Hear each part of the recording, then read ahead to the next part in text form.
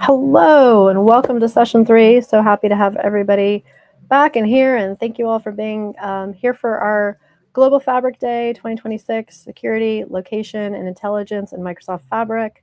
We are part of a global stage and a global community happening today. So these events are happening all around the world, and we ourselves have a very international stage, and I love that. Representing the Americas, Usman's in Pakistan.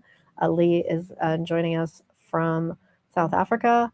Demir is in the chat, and he is in Berlin and is from Bosnia-Herzegovina. And Frank is in the chat and joining us from the DRC. So welcome, everybody. So happy to have all of our attendees here and all of that. So as I'm waiting for people to kind of jump over, I'm going to replay a little bit of what we saw earlier and then continue on with Kim and her team, and then I will be back. So there'll be a little bit of overlap from what you saw before. I'm just doing that just because I know people are just kind of popping in and joining us. So let me get that started. Droppy to just asking the agent for what you want. Okay, let's bring it back just a little bit. And how does your GPU query acceleration work? Basically, you flip a switch and you see improvements. Now, the cool thing is, for a single user, immediately you start to see eight times faster improvements on your queries. But the amazing thing here is as you get more users, as you increase the load and the concurrency, you see more and more improvements, up to 107 times faster. This is amazing because instead of degrading as your load increases, the performance is actually improving. So let's take a look at a demo to see how simple it is to take advantage of GPU query acceleration. I'm a developer building an application on top of Fabric Data Warehouse, and I want to make sure my users get insights instantly, whether they're viewing dashboards or asking questions of an analytics agent. Here we are in Fabric DW. I'm going to go ahead and run a couple of ad hoc queries. At the bottom, I can quickly tell that there's a brand new option called Query Acceleration. It tells me that it's off, but I can navigate to Workspace Settings and under Data Warehousing, find the Query Acceleration option and turn it on. And once it's on, it's applied to every SQL endpoint and every data warehouse in this workspace. Using it is simple. I just hit run and I can see that my query is being accelerated. Monitoring gives me visibility into what was accelerated and what was not. From this brand new column, I can quickly tell that several queries have already been accelerated. Frequently run queries gives me even more visibility with a count of the total accelerated runs for a particular query. And when I return to the query editor and click on Query Acceleration, I'm given a bird's eye view of the value this capability is adding for my particular data warehouse. Roughly 89% of the queries were accelerated, which is huge. We're super excited to get this GPU-powered data warehouse into your hands and accelerate insights faster than ever before. Another really cool thing we showed at Build is agent skills for Fabric. These are first-party skills we publish for you to be able to pivot completely to agent-driven development in Fabric. This removes all the need for manual clicky, draggy, droppy to just asking the agent for what you want. So let's just take a look at how you can build an entire end-to-end ingestion layer with just a prompt. These days, organizations are moving from manual data preparation to an agent-driven approach.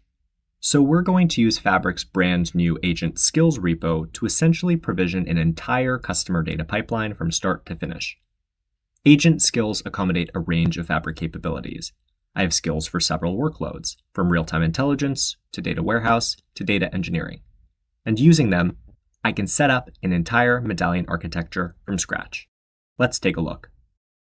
I'm starting in the CLI with GitHub Copilot and one simple mission: build me out an ingestion engine, clean my ticket data, and prep me a silver layer. With just one prompt, look at us go. On the right-hand side of the screen, you can see my Fabric workspace, which is being populated with a Lakehouse artifact based on that prompt. After that, we'll see a notebook being provisioned as well, with all of the configuration and best practices applied for data engineering thanks to Fabric Agent skills. The skills are facilitating this for me based on my prompt, and when Copilot is finished, I can get a summary on the left-hand side of the screen of everything that's been done for me, with all the best practices applied. From there, I can move into Fabric to see my solution in action. In my lakehouse, we can see the silver table that was created for me via CLI. I have all my ticket data ingested in Fabric, and it's been categorized thanks to an agent-driven approach. We can go on to the latest and greatest in Fabric Analytics for further analysis. We're using the most up-to-date runtime, which includes Spark 4.0 and Delta 4.0. And we can run or schedule our notebooks with support for custom live pools. This capability takes the long pool startup times that many customers used to experience when loading in libraries and network security settings from 3 to 5 minutes down to anywhere between 3 to 5 seconds. I'm creating a schedule for these pools here. Basically, I'm saying at a certain time every morning, I want my custom live pool to be pre-warmed with all my configurations so we don't have to wait for those long startup times when I attach compute to my notebooks. Then, I can go ahead and publish the bronze to silver cleaning notebook that was created for me via CLI. I'm hooking up to my compute, and when I start up the session, check this out. We're going to be live in just 5 seconds. Moving to my SQL Analytics endpoint, I can analyze ticket data further using AI functions. Whether you're in a notebook or a data warehouse, working with PySpark or T-SQL, as I am here, these functions bring LLMs into Fabric with no configuration. Drilling into my ticket data, I can use AI functions to categorize it, assign sentiment labels to tickets, or classify those tickets according to custom categories. For instance, whether they're billing related, product related, or something else entirely. Fabric Data Warehouse also integrates with Activator for real-time alerting. I can create a query that will be used to trigger actions anytime data that's associated with a product quality issue, about strange noises, for instance, lands in my platform. In these cases, what I want is a trigger to fire so that one of my colleagues can be notified through Teams that there's a new ticket with negative customer sentiment. Using the interface here, I can configure the columns that I'd like the rule to read and then create it. With agent skills for Fabric Analytics, we've gone from prompt engineering to operational intelligence to real-time alerting in minutes. All right, now we're done processing and harmonizing the data. The next step is to curate semantic knowledge. I always like to say, even if you brought a data expert who knew all the tools into your system and gave them access to all the data, and you asked them, hey, tell me the top 10 customers by revenue for the last year. The person would then say to you, fiscal year or calendar year, which customer column should I use? How do you calculate revenue? All of this business context needs to be given to the LLMs to operate appropriately. And that's really where this curation of semantic knowledge comes in. And this is where the heart of IQ really lives. And it starts with that unified data, bringing together all your data in one lake so that AI has access to the data and can ground itself in your organizational data. The next layer is really built on Power BI's semantic models. And the amazing thing is, we've got over 20 million semantic models out there active running. These semantic models were the ones that were used to build all those Power BI reports in your organization. But the amazing thing about those semantic models is they also contain amazing context. They contain the relationships between tables, the descriptions and titles, the calculations, the measures, calculated columns, all of this context, which is needed for AI to operate on the correct semantics. And so, you have these Power BI semantic models, but we can take it a step further. And that's where ontologies come in. And this takes it from business intelligence to operational intelligence. What happened to what's happening right now? Ontologies model the bit itself. It's basically a digital twin of your business, the entities, relationships, actions, policies. All of this gives AI a richer understanding of how the business works and what actions to take. So let's use a real life example. A retail company, let's say, who has a store and maybe you have a bunch of warehouses and shipping processes. And there are a ton of entities across these, right? Market segments, the stores, the inventory, the shipments, the suppliers, and all of these have relationships, right? They depend on one another, they relate to one another. And then if you dig into any one of these entities, they all have a set of properties, some of which are, standard, some of which are IoT devices, some of which are flowing all the time in real time. And they all have actions you might take depending on the state of those properties. And so really, the ontology allows you to model all of this stuff along with the business objectives. And it's a great example here to think about, okay, your objectives are to make sure you manage risk and maintain compliance, that you're profitable, and that your customer satisfaction is high. But the fact that you can't be out of compliance, that is illegal and that comes first, that needs to be something that the LLM knows about. You need to put that in the system. So that's really where ontologies come in. And so OneLake really captures what happened, and our real-time capabilities and ontology, they capture what's happening right now in real time. But the question we get a lot is, where should you track what should happen? What are we aiming for? What are our goals? And that's really where planning in Fabric comes in, which is now generally available. This is the future-looking layer. It adds budgets, forecasts, scenarios, targets, all to the underlying data foundation in OneLake. So now you can reason not only over your current state, but also your intended future state. So let's take a look at a demo and see planning in Fabric in action. Planning in Fabric makes it easy for teams to build out forecasts, budgets, and more directly from your workspace. I can create a new revenue plan with the same ease as any other artifact, and then instantly start working from data that lives in OneLake. If I want to build out a 2026 plan, I'll start with my 2025 data, which lives in a semantic model in the OneLake catalog. I can pull it in and look at those numbers, which break down in the canvas both by product category, on the left, and by quarterly revenue, up top. In this scenario, I'm a sales lead at a beverage company, and I'm trying to build out 2026 numbers based on those 2025 numbers. So I can make copies, hide the 2025 displaying around in this interface with what I hope for the year ahead. This view makes it easy to have confidence in estimates that we apply to categories. If we assign a growth rate to one category, we know it's going to trickle down through the underlying brands, it's going to get distributed proportionally across different quarters, and it's going to roll up to the overall plan figure at the top left. This way, everything stays in sync. It's interactive, the numbers are connected, and we have confidence as we start gaming out hypotheticals about what the year will look like. When we're happy with certain numbers, we can lock them in place. Then, changes that we make to the overall get distributed only to open categories, not to categories that we've locked already. We can always tag in team members for review and continue working with the rest of our colleagues. When you build out a financial plan, it's sensible to have different scenarios in your back pocket. A best case, a worst case, and so forth. This interface also makes that process simple. I can toggle between a best case scenario and the base case that we've previously defined. Sliders in the interface make it simple to play with numbers and capture changes with respect to the base case. Just a few clicks and it's all locked and captured. I can always switch from this tabular view into a tree-based view that makes everything even more explicit and visually friendly. How the numbers break down from top to bottom, but also how they add up from bottom to top. I get a lot of customization and collaboration with this experience, the same way I do with other Fabric capabilities. So in the interface, I can add my own columns to the plan.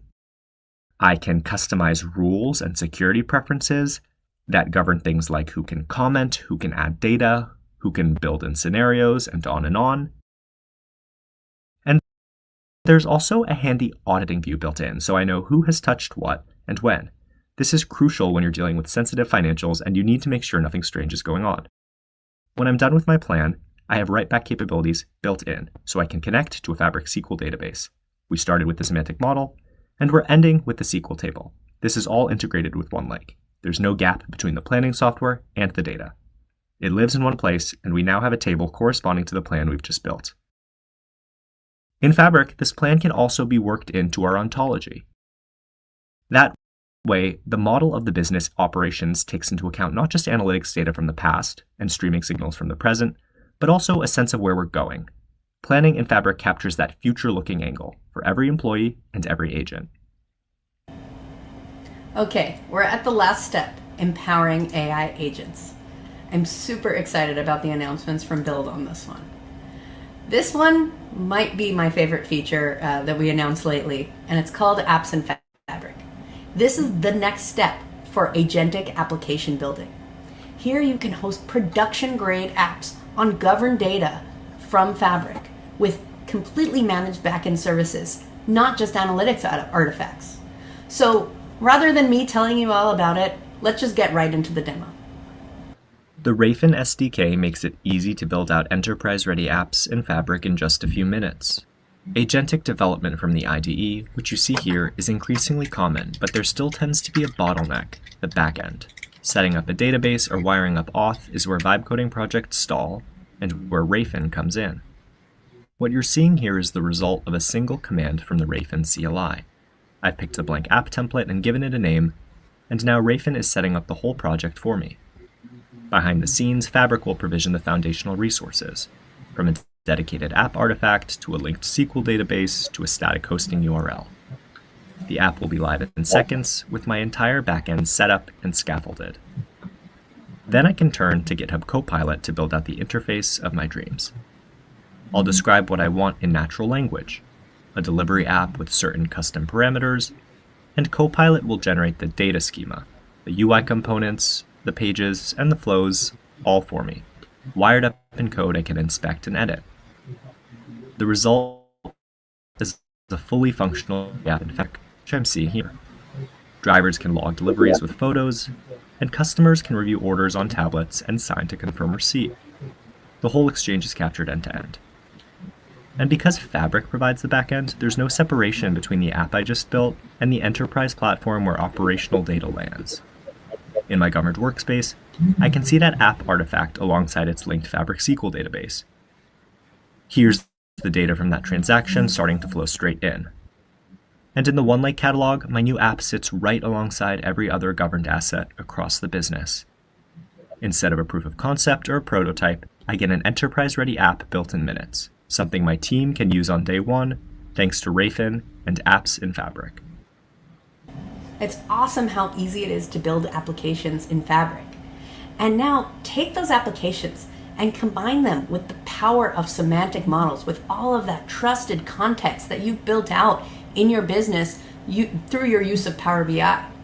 Now imagine you can combine the context from your Power BI reports with these powerful applications you can now build in Fabric. Now you can support both operational applications and analytical applications side by side on the same governed foundation.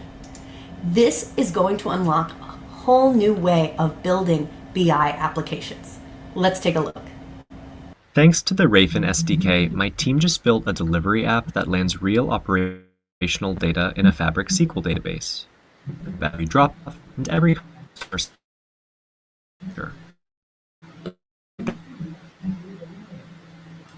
to run this, including a semantic model I want to put to work.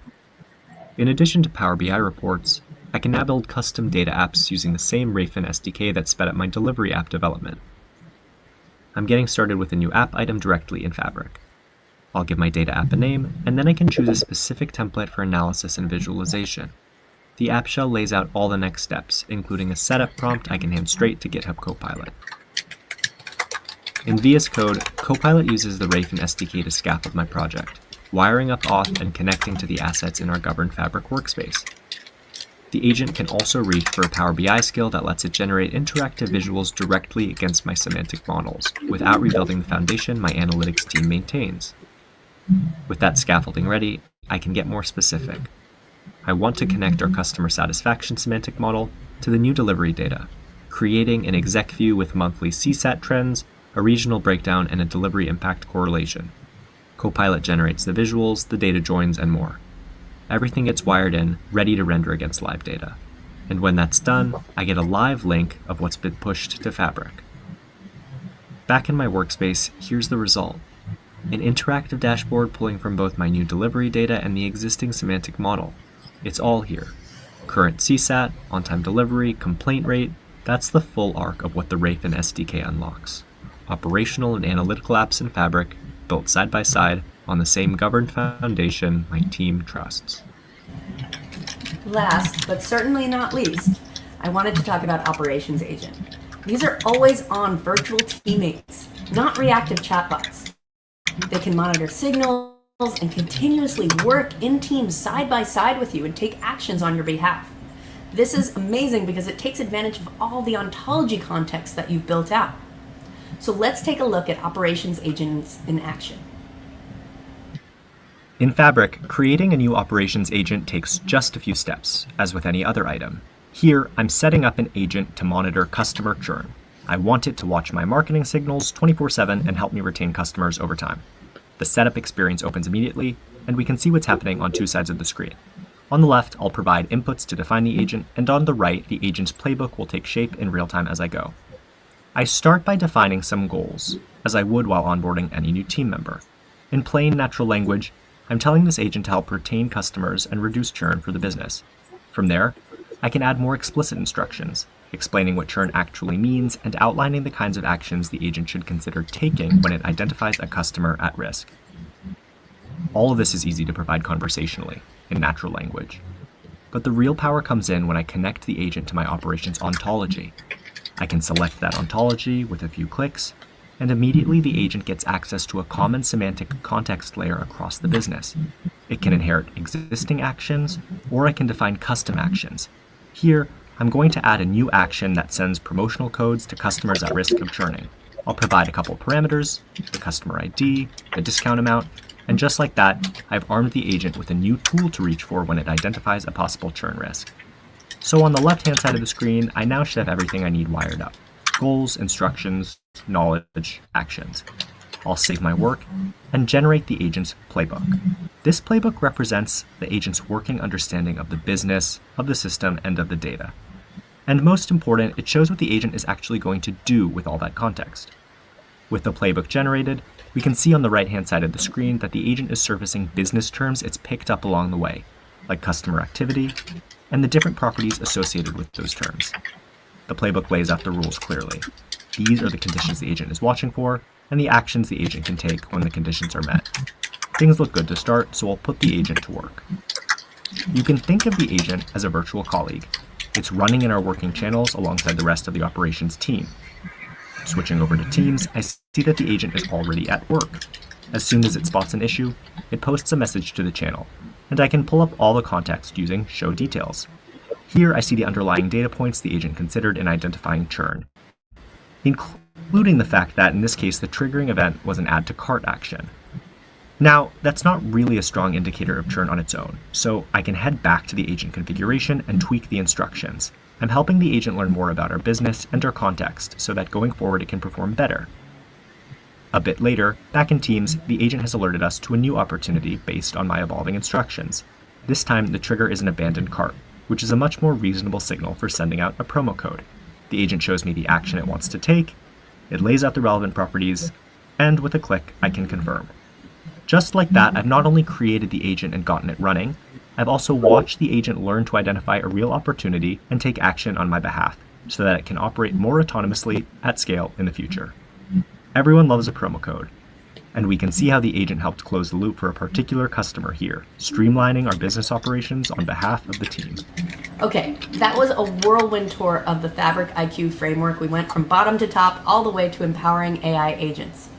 And I'll wrap up by restating really the full journey here, right? We brought together all of this context, not just for humans, but for agents, to get that shared foundation to operate off of the context of your business. And the awesome thing here is this can be reused over and over again with the many agents you're building.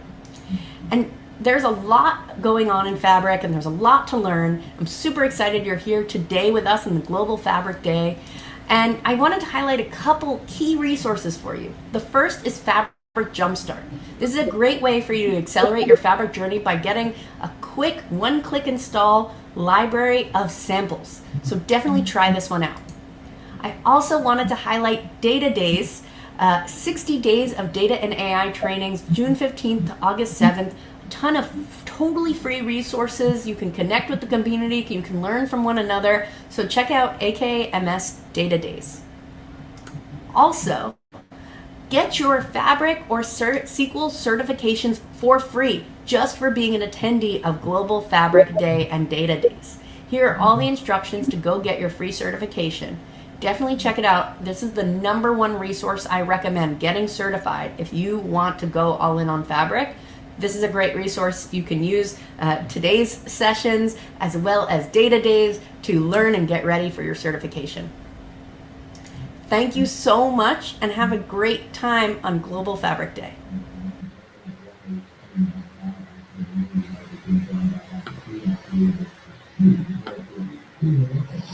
Okay, we're back. So we got the opportunity to see Kim and her team.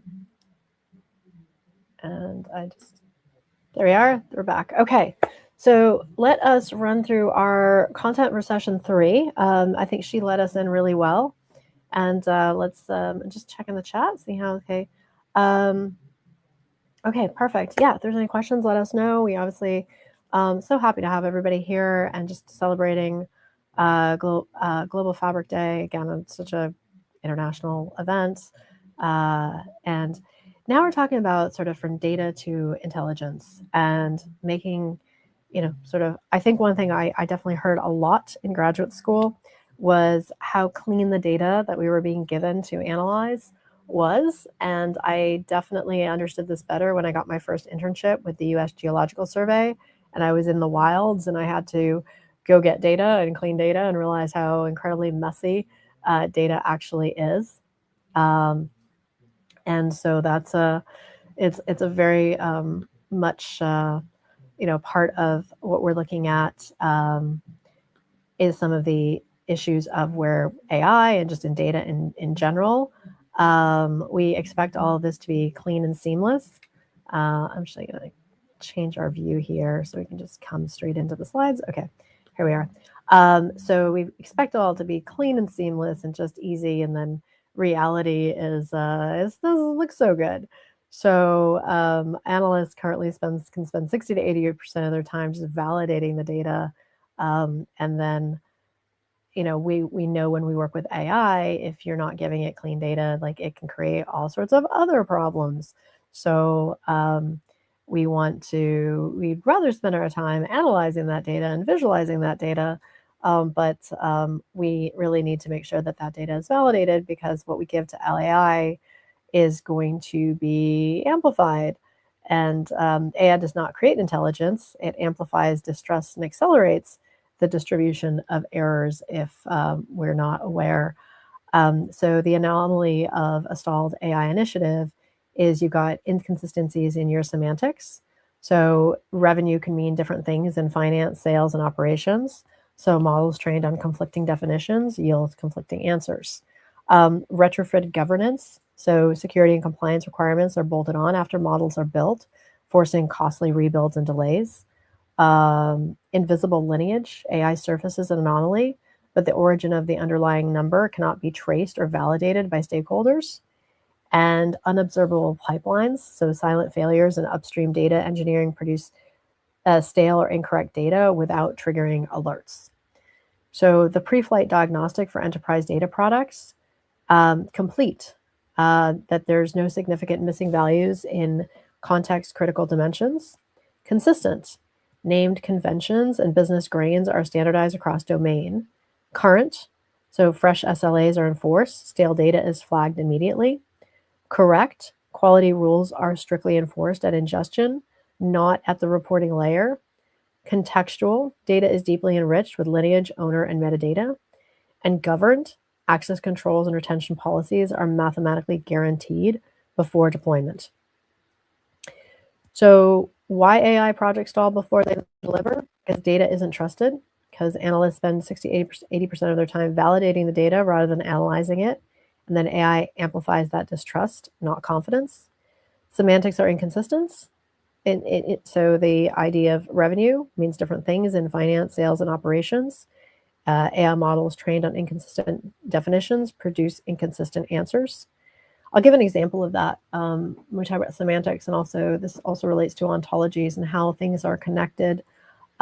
Just basic definitions of things. I was looking at OpenStreetMaps, and I was doing an analysis of how it is used and governed in the United States, India, and China.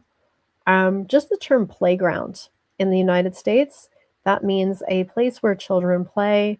There's usually swings and seesaws and other things that kids can kind of climb on, and it is a place where kids go to play as a park with those kind of toys. And then in India, a playground is where you play cricket, and it's a field, it's a sports field. So very different. And if you're not working with the same ideas, or if the meaning of a words are interpreted differently, then you're going to get problems. So lineage is invisible, so no one can trace the number where the number came from. And so when AI surfaces an anomaly, no one can validate it. Governance is an afterthought, so security and compliance requirements are retrofitted after models are built, forcing costly rework, and pipelines aren't observable. So silent failures in data pipelines, producing stale and wrong data with no alerting. So AI readiness, what your data needs to look like: complete, current, contextual, consistent, correct, and governed. And so engineering trust through 5 architectural patterns. So 1, ingest with lineage tracking. 2, quality gate at the silver transition. 3, semantic models as the ultimate truth. 4, apply sensitivity labels before serving. 5, monitor outputs for drift and anomalies. And so this is where you get your blueprint for working AI inside of Fabric. So pattern 1, automate the lineage from the first data touch. So you've got your raw data source, you're ingesting it, transforming it, validating it, enriching it, and storing it in the Fabric Data Factory pipeline, and then you get your downstream AI insight. So the mechanism is Microsoft Purview integration with Fabric Data Factory, and the outcome, you're going to get end-to-end observability. When the AI agent generates an answer, the exact origin of the data points can be mathematically traced, audited, verified by human operators. I feel like I'm missing a pattern too. Oh well, sorry. Patterns 4 and 5, secure the interface and monitor the outputs. Label before you serve, apply sensitivity labels and classifications before data is exposed to Copilot or Fabric IQ. Security travels with the data. And then monitor output drift. Set up pipeline alerts and anomaly detections on AI outputs, not just inputs. Statistical drift in AI outputs is a critical governance signal. Architectural contrast, working AI versus stalled AI. So working AI, you've got data access, traceability, quality control, and security posture. Where stalled AI, the raw tables exposed directly to Copilot, zero traceability, quality discovered and debated at reporting, which is too late, and labels applied post hoc or completely ignored. Where what we want is semantic models tightly govern. It governs data access. We want lineage actively tracked from source to final output. We want quality enforced strictly at ingestion. I want sensitivity labels applied natively before AI interaction. So make sure those semantic models governs data access, lineage tracked, data quality enforced, sensitivity labels applied, output monitoring and drift detection, and avoid raw tables, no traceability, quality validated at reporting, which is too late, labels applied ad hoc or not at all, and AI outputs reviewed manually and infrequently.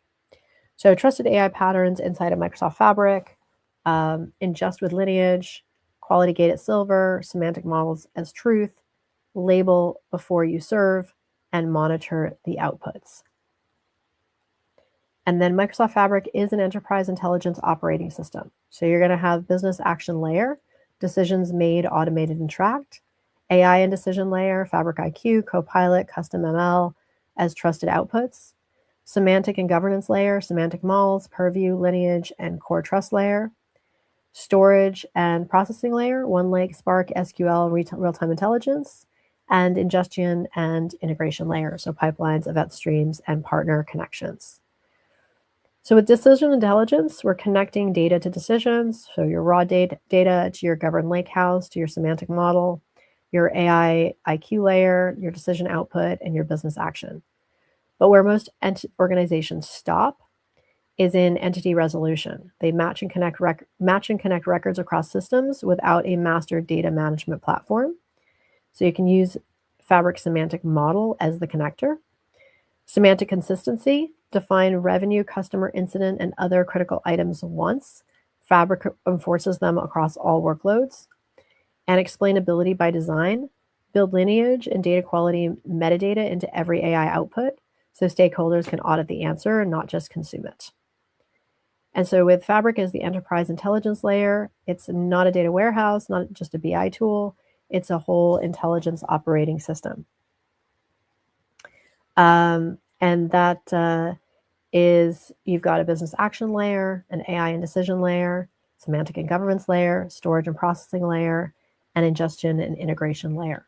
So all of that is in Fabric that makes it such a valuable tool, and why so many of us love it and are so many enterprises are using it now, because it is such a useful, and there's just, like I said, so many different parts to it as we talk about how this decision intelligence connects data outputs to business actions.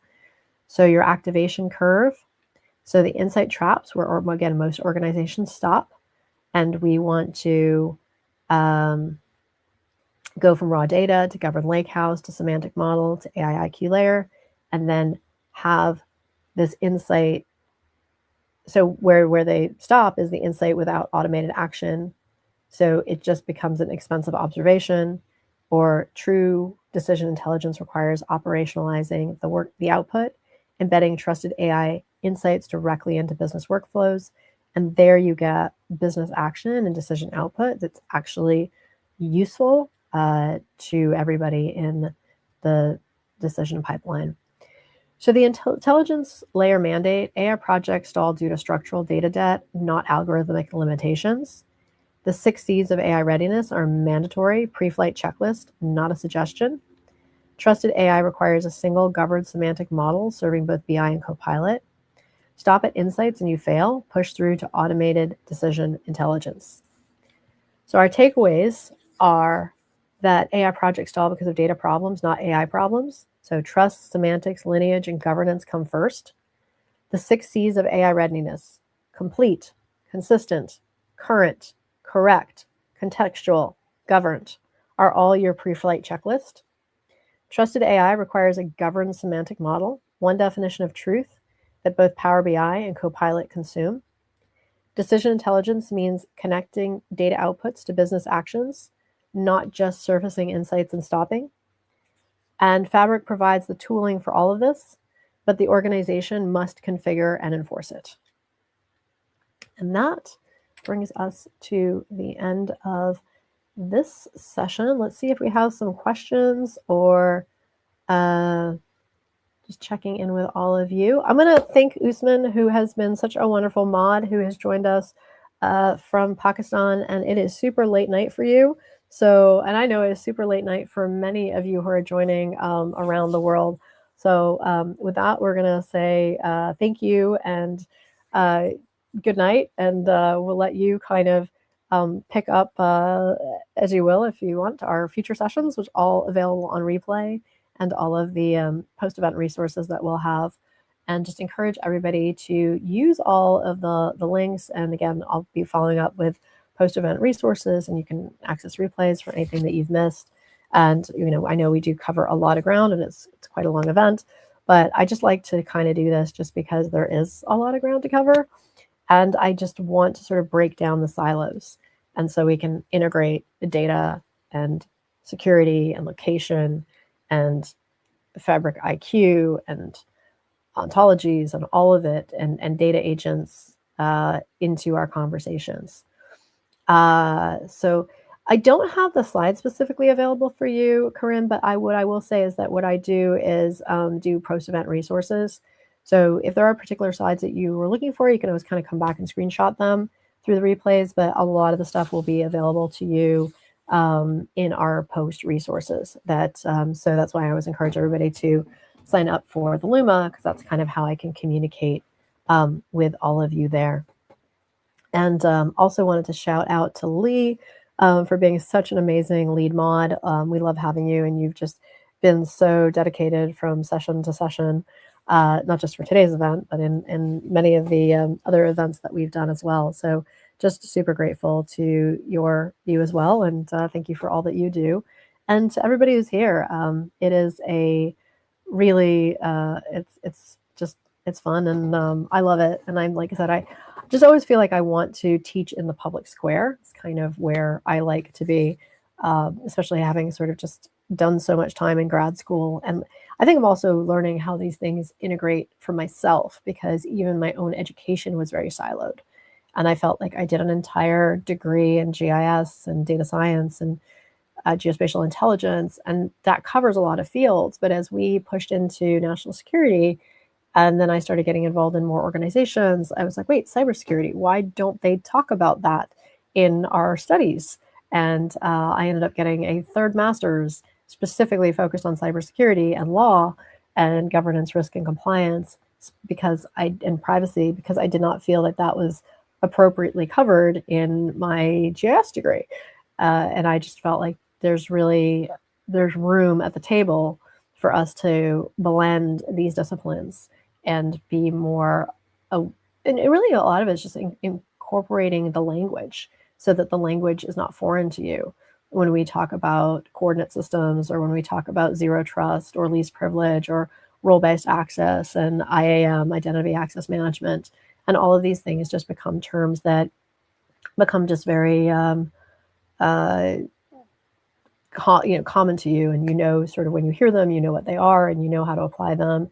And just accessing, sort of applying Purview in your Fabric workflows is just as comfortable to you as applying Esri and location intelligence. And that's the goal here, is just to get you to be conversant and fluent and embracing these things not as separate disciplines, but as things that, you as data analysts just feel are tools in your toolkit, and just expand the field for you. And that's specifically why we created this user group as well, to really do deeper dives into these particular types of content, and to open the stage as well. I always I'm kind of leading today, but as many know, I'm just always welcome speakers to come and share the stage with me and do these events. And so I'm excited to welcome several more speakers who'll be joining us for our kind of user groups data days. So I love sharing with you, but I love to introduce and platform other people as well. So with that, we're going to wrap up this session, and we'll look forward to seeing you in our next session. We're going to do our deeper dive into security. So we'll be talking a lot more about Purview and Entra ID and just governance and all the cool things that we get to talk about when we put our security hats on. So I look forward, and I'll see you all there.